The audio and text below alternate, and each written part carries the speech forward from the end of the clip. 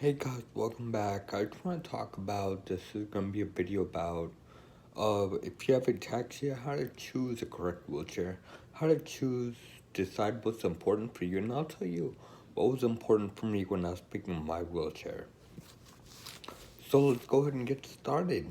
Um, for me, it was coming down between a manual electric chair, between manual and electric chair, and I decided to go with the electric chair. And the reason why of that is because on the manual chair, as I mentioned in my previous video, I do live alone, so I don't have anyone that's gonna push me around all the time.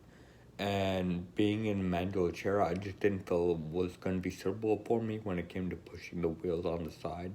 I felt my arms would get tired eventually pretty soon, especially having ataxia. You have all these random pains everywhere, and you get really tired really quick.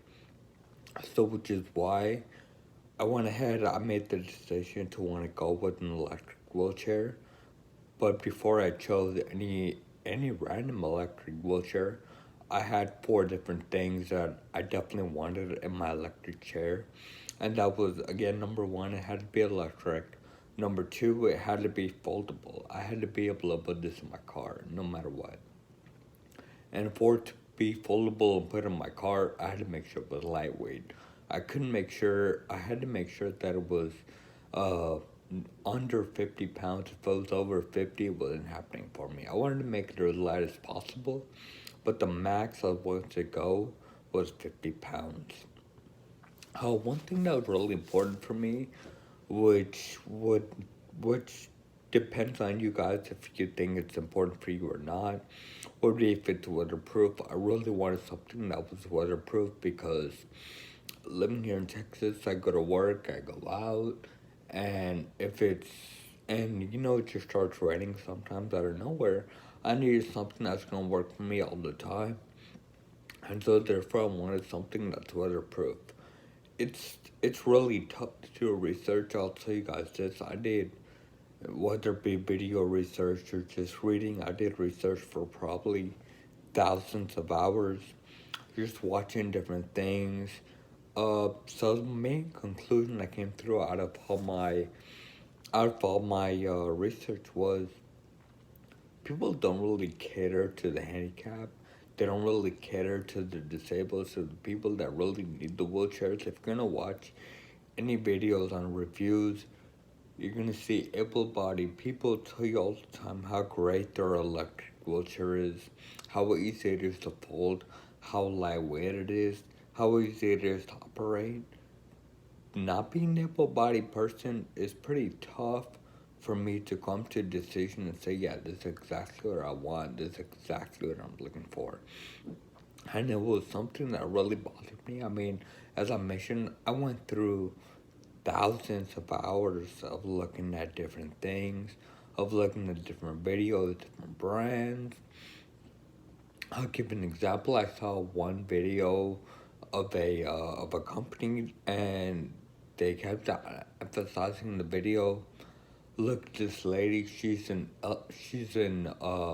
petite lady. Look at this lady. How and it's, she can carry this wheelchair. It's so light that this petite lady can carry it. This petite lady can get around, sit in the wheelchair, so easy to operate. Well, guess what? Usually petite, just because you're petite doesn't mean that you need a wheelchair. Usually the people that need wheelchairs are people that are disabled. Am I correct? Am I correct in saying that? So really seeing her review really kind of turned me off by the company about what they have to offer. I went to a vendor a couple months ago, and the vendor shall remain nameless. The company which shall remain nameless.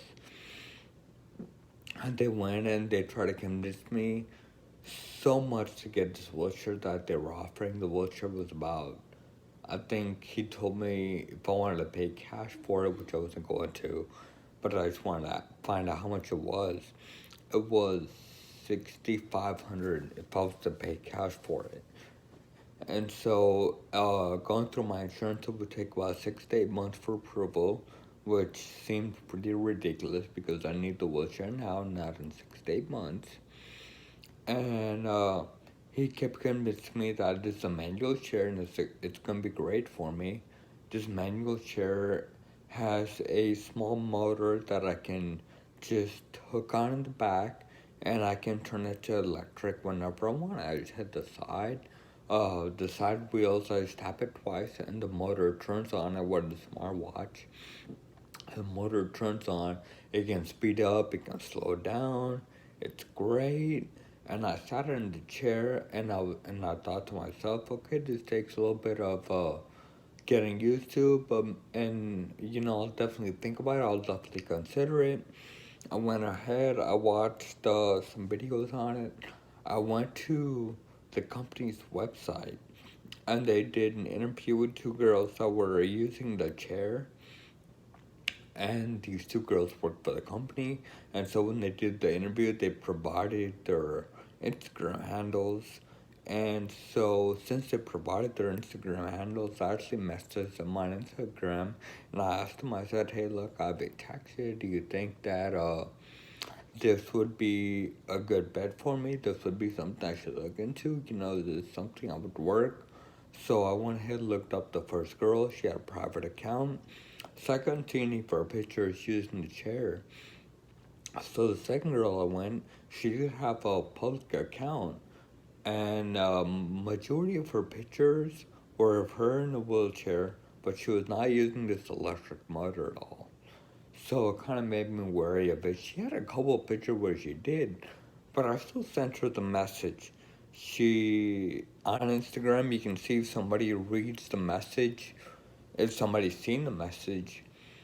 And this message, it's been about 2 to 3 months, and this message has never been read, which means that it's just like a company promotional account that she assesses.